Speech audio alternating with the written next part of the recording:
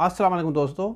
अगर आप प्रिपरेशन कर रहे हैं सब्जेक्ट के स्पेशलिस्ट और लेक्चरर इंग्लिश, इसमें लिटरेचर भी है, लिंग्विस्टिक भी है और इंग्लिश आपकी ग्रामर भी है, तो ये कोर्स आपको कंप्लीट मिलेगा। वीडियो लेक्चर्स भी आप ले सकते हैं, नोट्स भी इसके साथ मिलेंगे, या तो आप जूम लाइव क्लासेस भी अटेंड कर सकते हैं। रजिस्ट्रेशन आप इस नंबर पे करा सकते हैं। तो ये शॉर्ट क्लिप देखें, उसके बाद आप जूम लाइव क्लासेस भी ले सकते हैं, उसके साथ साथ रिकॉर्डेड लेक्चर्स नोट्स मटेरियल भी आपको मिलेंगे।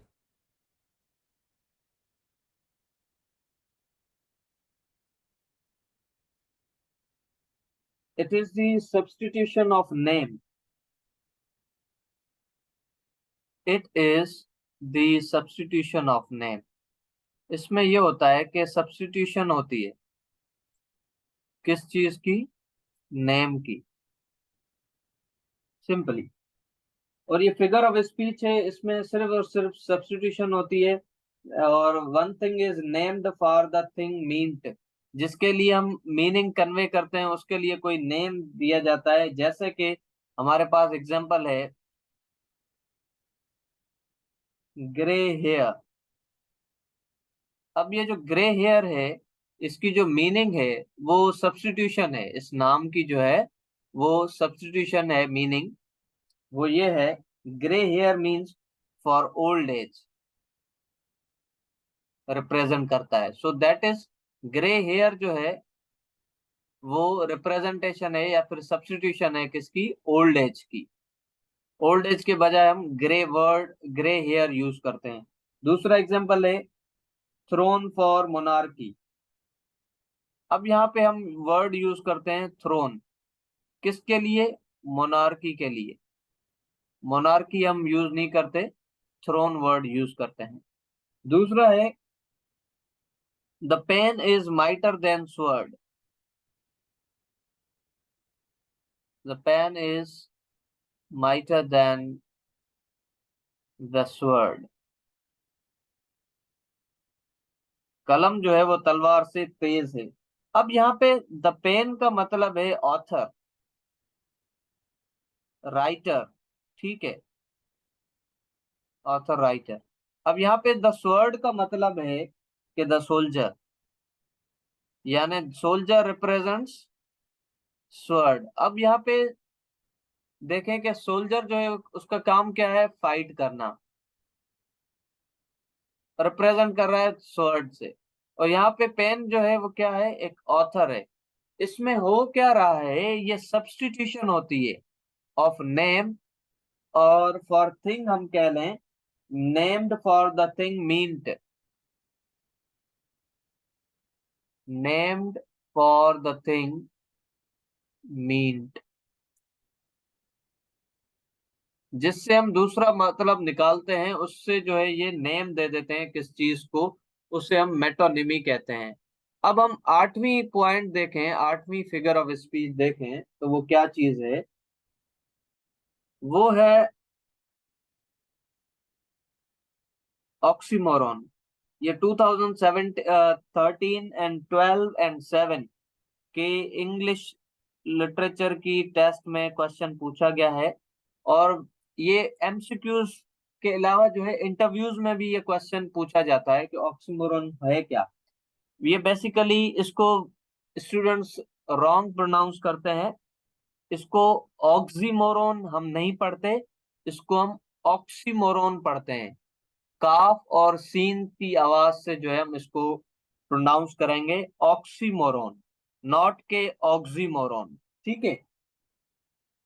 अगर आप समझते हैं कि ये गलत मैंने आपको बताया, you can refer to advance learners Oxford dictionary और आपको पता चल जाएगा। अब इसमें होता यह है कि एसोसिएशन होती है या फिर bringing together of two words और फ्रेजेस हैविंग अपोजिट मीनिंग।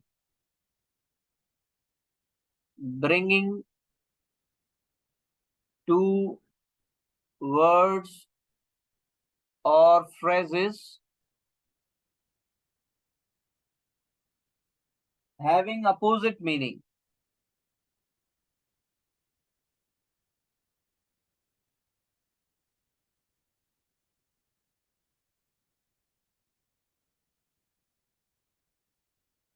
ठीक हो गया। एग्जाम्पल देखते हैं। इसमें होती है कि एसोसिएशन होती है टू वर्ड्स की, और वो होते हैं टू डिफरेंट हैं, या फिर हम उसको कह सकते हैं अपोजिट वर्ड्स हैं, अपोजिट मीनिंग कन्वे करते हैं। जैसा कि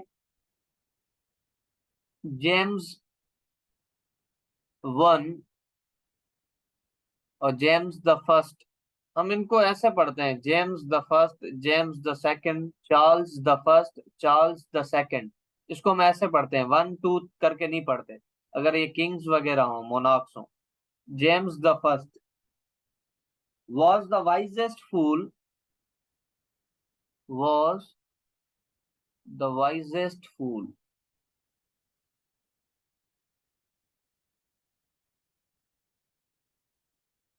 in his life या kingdom.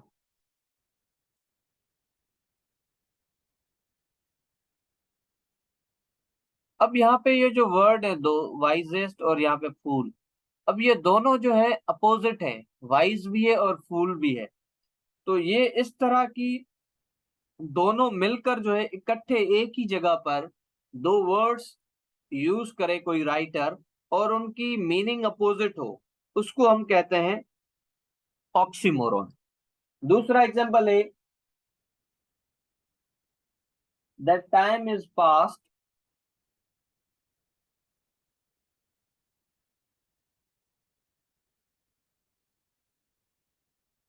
is past and all its aching joys are now no more, and all its aching, aching joys are no more। अब राइटर कह रहा है कि ये जो टाइम है, वो जो वक्त था वो गुजर गया, एंड ऑल इट्स, और उस वक्त की एकिंग जॉइस। अब एकिंग का मतलब है तकलीफदा, और जॉइस का मतलब है खुशी, हैप्पीनेस। अब यहाँ पे जो है एकिंग जॉइस, खुशी देने वाली क्या है, या दर्द देने वाली खुशी, ठीक है। तो ये जो है दोनों जो है क्या कह रहा है, आर नो मोर, दोनों नहीं है। अब यहाँ पे एकिंग और जॉइस जो है दोनों अपोजिट वर्ड्स हैं, और वो दोनों टुगेदर यूज किए गए हैं, इसको हम कहते हैं ऑक्सीमोरन। जैसा कि तीसरा एग्जांपल देखें हम,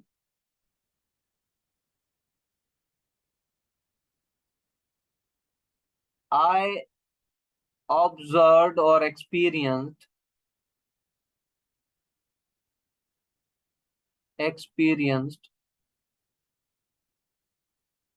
cold fire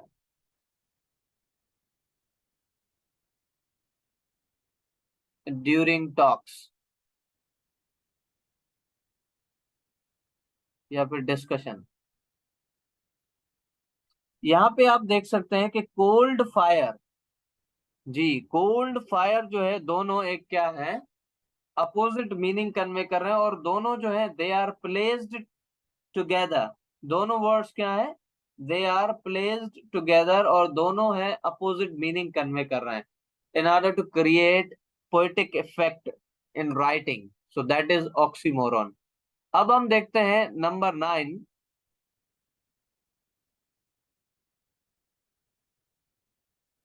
इससे ही रिलेटेड है, मगर इसमें जो है बड़े फ्रेजेस होते हैं और सेंटेंसेस होते हैं।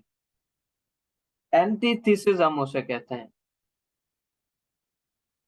एंटीथीसिस में ये होता है कि ये वर्ड है, थीसिस का मतलब है स्टेटमेंट, एक सेंटेंस या स्टेटमेंट। एंटी का मतलब है अपोजिट। दो अपोजिट सेंटेंसेस या स्टेटमेंट्स जो है दे are placed together.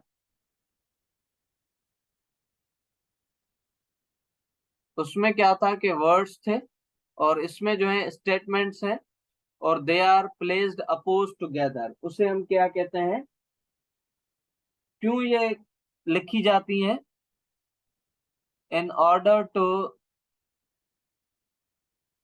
Create heightening effect what is said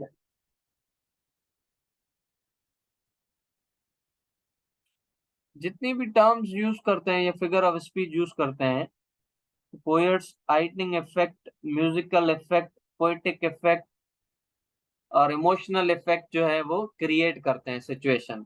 for example, antithesis को हम देखें कि God made the country but man made the town. God made the country,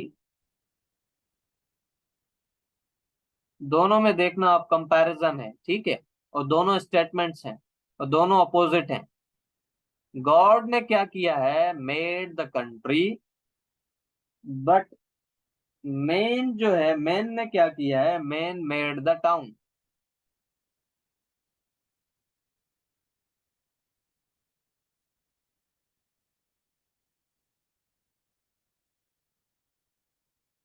sorry, यहाँ पे जो है TOWN, टाउन। अब यहाँ पे हम देखें ये दोनों स्टेटमेंट क्या है, यहाँ पे गॉड है, यहाँ पे मैन है, और इनने क्या, गॉड ने क्या किया, God made the country, man made the town. ठीक हो गया। ये दोनों क्या है, दोनों में कंपैरिजन है, दोनों स्टेटमेंट्स हैं, दोनों अपोजिट में है, तो इसको हम कहते हैं एंटीथीसिस। दूसरा एग्जांपल है,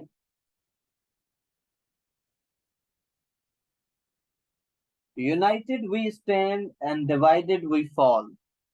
अगर हम यूनाइटेड होते हैं, यूनाइटेड वी स्टैंड,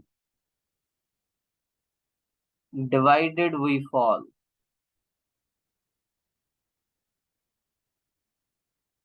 अगर हम डिवाइडेड होते हैं, वी फेल, ठीक हो गया, वी बिकम वीकर।